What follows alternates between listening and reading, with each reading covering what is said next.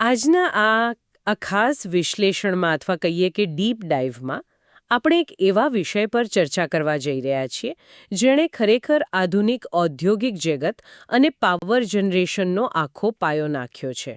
બિલકુલ. આપણી પાસે આજે સ્ત્રોત તરીકે એક અત્યંત માહિતીસભર પ્રેઝન્ટેશન છે જેનું શીર્ષક છે મૂલ્યર ડાયાગ્રામ થર્મોડાયનામિક્સનો નકશો. એટલે હવે જો તમે એન્જિનિયરિંગ બેકગ્રાઉન્ડ ધરાવતા હો તો તમને ખ્યાલ જ હશે કે પાવર પ્લાન્ટમાં આ ડાયાગ્રામનું કેટલું મહત્વ છે.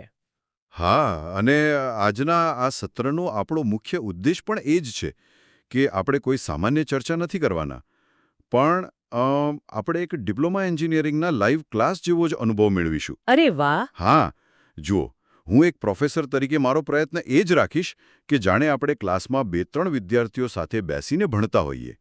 કોઈ પણ ભારે ટેકનિકલ શબ્દોના બોજ વિના આપણે આ પ્રેઝન્ટેશનને સ્લાઇડ દર સ્લાઇડ સમજીશું. એન્થાલ્પી હોય કે એન્ટ્રોપી, બધું જ એક વાર્તાની જેમ મગજમાં બેસી જશે. ચોક્કસ. એટલે આ વિઝ્યુઅલ માસ્ટરપીસને આપણે કોઈ નકશાની જેમ જ વાંચતા શીખીશું. તો ચાલો સીધા સ્લાઇડ 1થી જ શરૂઆત કરીએ. રિચાર્ડ મોલેરે જ્યારે આ રજૂ કર્યો ત્યારે તે ખરેખર ક્રાંતિકારી હતો. સાચી વાત છે. પહેલાના સમયમાં એન્જિનિયરોએ પેલા લાંબા અને કંટાળાજનક સ્ટીમ ટેબલ્સના પાનાઓ ફેરવવા પડતા. માત્ર આંકડાઓ જ. પણ આ ડાયાગ્રામે એ બધા જ જટિલ સમીકરણોને એક સરળ ભૌમિતિક નકશામાં ફેરવી નાખ્યા. ગૂગલ મેપ્સ જેવું જ કામ છે આનું. બરાબર. Google maps. તો સ્લાઇડ 2 પર જઈએ. કોઈ પણ નકશો સમજવો હોય તો સૌથી પહેલા તેના કોઓર્ડિનેટ્સ એટલે કે ધરીઓ સમજવી પડે. અહીં 2 મુખ્ય ધરીઓ આપેલી છે. હા, સ્લાઇડ 2 પર તમે જોઈ શકો છો કે ઊભી ધરી એટલે કે વાય એક્સિસ પર એચ છે. એચ મતલબ એન્થેલ્પી. એન્થેલ્પી એટલે વરાળની કુલ ઊર્જા, બરાબર ને? બિલકુલ. કુલ ઊર્જા જેને કિલોજૂલ પ્રતિ કિલોગ્રામમાં માપવામાં આવે છે. અને આડી ધરી પર એટલે કે એક્સ એક્સિસ પર એસ આપેલો છે. એસ એટલે એન્ટ્રોપી. એન્ટ્રોપી એટલે સિસ્ટમની અવસ્થા, અથવા એમ કહીએ કે ઊર્જાનું એવું સ્વરૂપ જે હવે કોઈ યાંત્રિક કાર્ય માટે ઉપલબ્ધ નથી. આ 2 ધરીઓ ભેગી મળીને આખો ગ્રાફ બનાવે છે. અચ્છા, હવે સ્લાઇડ 3 પર મારી નજર જાય છે. આમાં ચિત્રની બરાબર વચ્ચે એક બહુ જ મોટી અને જાડી વક્રરેખા દેખાય છે. આ શું છે? આ ડાયાગ્રામનો સૌથી મહત્વનો ભાગ છે. આ જાડી વક્રરેખાને સેચ્યુરેશન લાઇન કહેવાય છે.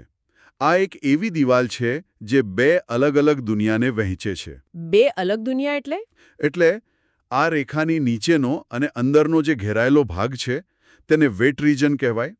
મતલબ કે ભીની વરાળ. અહીં પાણી અને વરાળ બંને મિક્સ હોય છે. અને આ રેખાની ઉપરનો અને બહારનો જે ખુલ્લો ભાગ છે તે છે સુપરહીટેડ રિજન. ઓહ, એટલે ત્યાં સંપૂર્ણપણે સૂકી અને વધુ ગરમ વરાળ હોય છે. હા, 100% સૂકી. અને પાવર પ્લાન્ટ ચલાવનાર માટે આ દિવાલ કેમ મહત્વની છે ખબર છે? કેમ? કારણ કે જો વેટ રિજનવાળી ભીની વરાળ ટર્બાઇનમાં જાય તો તેમાં રહેલા પાણીના નાના ટીપા પણ અત્યંત ઝડપે ફરતી ટર્બાઇનની બ્લેડ સાથે અથડાય અને એ બુલેટ જેવી અસર કરે. થાય. હા, બ્લેડ્સનું ધોવાણ થઈ જાય. એટલે જ વરાળને સેચ્યુરેશન લાઇનની પાર સુપરહીટેડ રિજનમાં લઈ જવી પડે, જેથી ટર્બાઇન સલામત રહે. મગજમાં બરાબર બેસી ગયું. હવે સ્લાઇડ 4 થી 7 સુધી આ નકશામાં અલગ અલગ રંગની ઘણી બધી રેખાઓની જાળ દેખાય છે. સ્લાઇડ 4 પર આ નારંગી રંગની રેખાઓ છે. હા, આ નારંગી રેખાઓ દબાણ દર્શાવે છે. Constant pressure lines. તમે જુઓ, વેટ રિજનમાં આ રેખાઓ લગભગ સીધી ઉપર જાય છે. પણ જેવી તે સેચ્યુરેશન લાઇન ક્રોસ કરીને સુપરહીટેડ રિજનમાં પ્રવેશે છે કે તરત જ જમણી તરફ વળાંક લઈ લે છે. હું જોઈ શકું છું. અને જેમ આપણે ગ્રાફમાં ડાબી બાજુ અને ઉપર જઈએ તેમ દબાણ વધે છે ને? બરાબર. 0.01 બારથી શરૂ કરીને ઉપર જઈએ તો 100 બાર કે તેથી વધુ દબાણ જોવા મળે. અચ્છા, હવે સ્લાઇડ 5. આમાં લાલ રંગની રેખાઓ છે જે તાપમાન દર્શાવે છે. પણ આ દબાણવાળી રેખાઓ કરતાં સાવ અલગ કેમ વર્તે છે? વેટ રિજનમાં આ બિલકુલ આડી કેમ છે? હા, આ બહુ જ ઇન્ટરેસ્ટિંગ કન્સેપ્ટ છે. વેટ રિજનમાં જ્યાં સુધી બધું જ પાણી ઉકળીને વરાળ ન બને ત્યાં સુધી તાપમાન વધતું નથી. ફેઝ ચેન્જ થાય છે, અવસ્થા બદલાય છે. બિલકુલ. પાણીને ગમે તેટલી ગરમી આપો તાપમાન અચળ જ રહેશે. એટલે જ આ રેખાઓ ક્ષિતિજને સમાંતર આડી હોય છે. અહીં તાપમાન અને દબાણ એકબીજા સાથે જોડાયેલા છે. પણ જેવી વરાળ સુપરહીટેડ રિજનમાં જાય, ત્યાં પાણીનું અસ્તિત્વ પૂરું થઈ જાય છે. સાચી વાત, ત્યાં પાણી નથી. એટલે હવે ગરમી આપશો તો તાપમાન વધશે. એટલે જ આ લાલ રેખાઓ સુપરહીટેડ રિજનમાં જમણી તરફ નીચે વળાંક લઈ લે છે. દબાણથી સાવ છૂટી પડી જાય છે. દાખલા તરીકે 300 ડિગ્રી સેલ્સિયસની રેખા. અરે વાહ! હવે સ્લાઇડ 6 પર જઈએ. આમાં અચળ ડ્રાયનેસ ફ્રેક્શનની રેખાઓ છે, જેને સ્મોલ એક્સથી દર્શાવેલ છે. હા, અને આ રેખાઓ માત્ર ને માત્ર સેચ્યુરેશન લાઇનની નીચે વેટ રિજનમાં જ જોવા મળશે. કારણ કે ઉપર તો પહેલેથી જ સૂકી વરાળ છે. એક્ઝેક્ટલી. જે જાડી સેચ્યુરેશન લાઇન છે ત્યાં x બરાબર 1.0 હોય છે, મતલબ સંપૂર્ણ સૂકી વરાળ. પણ જેમ તમે ગ્રાફમાં નીચે આવો તેમ xની વેલ્યુ ઘટે, જેમ કે 0.9 કે 0.8. એટલે 0.9 નો અર્થ એ કે 90% વરાળ અને 10% પાણીનો ભેજ. હા, અને જો આ વેલ્યુ બહુ ઘટી જાય તો એન્જિનિયરો માટે એ ખતરાની ઘંટડી છે. બરાબર. હવે સ્લાઇડ 7 પર આ તૂટક લીલા રંગની રેખાઓ છે. આ ડોટેડ લાઇન્સ શું છે? એ છે કોન્સ્ટન્ટ વોલ્યુમ લાઇન્સ, એટલે કે સ્પેસિફિક વોલ્યુમ. 1 કિલોગ્રામ વરાળ કેટલું કદ રોકે છે. ગ્રાફ પર તેનો ઢાળ સીધો હોય છે, અને તમે જમણી બાજુ ઉપરની તરફ જાઓ તેમ વરાળનું કદ વધે છે. મોટી પાઇપલાઇન ડિઝાઇન કરવામાં આ બહુ જ કામ લાગે. ઓકે, હવે આવે છે સ્લાઇડ 8, જે મને લાગે છે કે આખા સત્રનો સૌથી રોમાંચક ભાગ છે.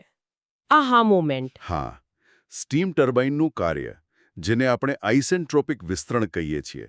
તમે જુઓ, પુસ્તકોમાં આ સમજવા માટે લાંબા સમીકરણો હોય છે, પણ આ ડાયાગ્રામમાં સાવ જાદુ છે. એટલે આમાં વિસ્તરણ થાય ત્યારે એન્ટ્રોપી બદલાતી જ નથી ને? બિલકુલ. આદર્શ પરિસ્થિતિમાં એન્ટ્રોપી અચળ રહે છે, એટલે કે ડેલ્ટા S બરાબર 0. હવે વિચારો, આડી ધરી પર એન્ટ્રોપી છે અને એ બદલાતી જ નથી, તો ગ્રાફ પર પ્રક્રિયા કેવી દેખાશે? તો એ માત્ર એક સીધી ઊભી રેખા જ બની જશે ને? હા, સાવ સીધી લીટી. ઉપરથી નીચે. એટલે ટર્બાઇને કેટલું કામ કર્યું એ ગણવું સાવ સરળ છે. શરૂઆતની ઊર્જા, એટલે કે H1 શોધો, અંતિમ ઊર્જા H2 શોધો, અને બંનેની બાદબાકી કરો. H1 - H2. પૂરું. ખરેખર આટલી જટિલ ગણતરી માત્ર એક ઊભી લીટીથી સોલ્વ થઈ ગઈ? ચાલો આને એક ઉદાહરણથી સમજીએ. હું એક વિદ્યાર્થીની જેમ તમને ડેટા આપું છું. સ્લાઇડ 9 અને 10 જુઓ.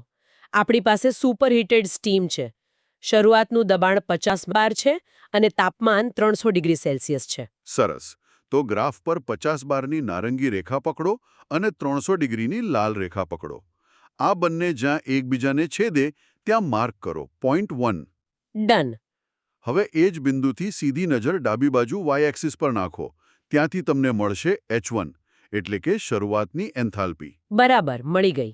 હવે ધારો કે વિસ્તરણ 0.1 બાર સુધી થાય છે. તો પેલા પોઈન્ટ 1 થી માત્ર એક સીધી ઊભી લીટી નીચે દોરો, જ્યાં સુધી તે 0.1 બારની રેખાને ન મળે. એ છે આપણું પોઈન્ટ 2. અને ત્યાંથી ફરી ડાબી બાજુ y એક્સિસ પર જોઈએ તો H2 મળી જાય. હા, અને પછી બંનેની બાદબાકી કરો એટલે વર્ક ડન મળી ગયું. સાવ સિમ્પલ. ઓકે, પણ ધારો કે શરૂઆતમાં જ વરાળ ભીની હોય તો? સ્લાઇડ 11માં આપેલું છે એ ઉદાહરણ.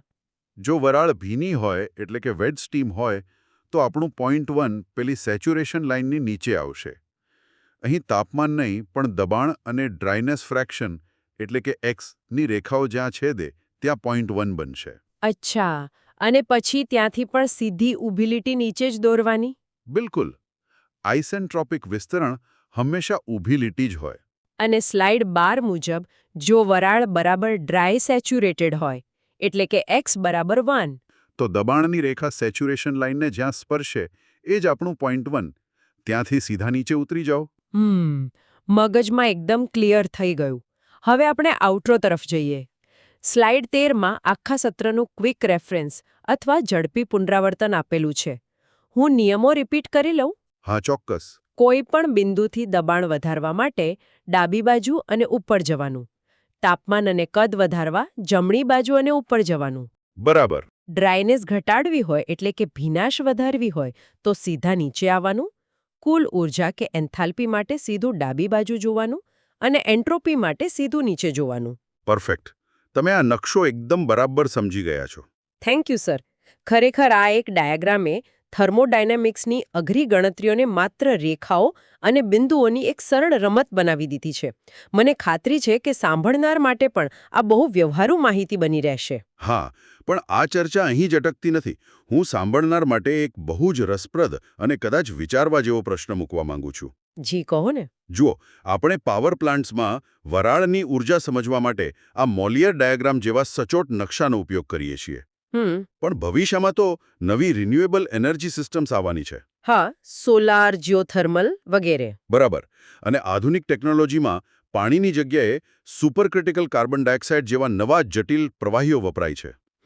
તો એન્જિનિયરો આવા નવા પ્રવાહીઓ માટે ક્યાં નવા નકશા તૈયાર કરી રહ્યા હશે? બહુ જ મસ્ત પ્રશ્ન છે. શું માહિતીને વિઝ્યુઅલાઇઝ કરવાની આ ભૌમિતિક રીત ભવિષ્યની અન્ય જટિલ વૈશ્વિક સમસ્યાઓને પણ સોલ્વ કરવામાં મદદ કરી શકે? આ વિચારવા જેવું છે. ખરેખર આ એક એવો વિચાર છે જે આપણને ઔદ્યોગિક ક્રાંતિથી લઈને ભવિષ્યની ટેકનોલોજી સુધી જોડે છે.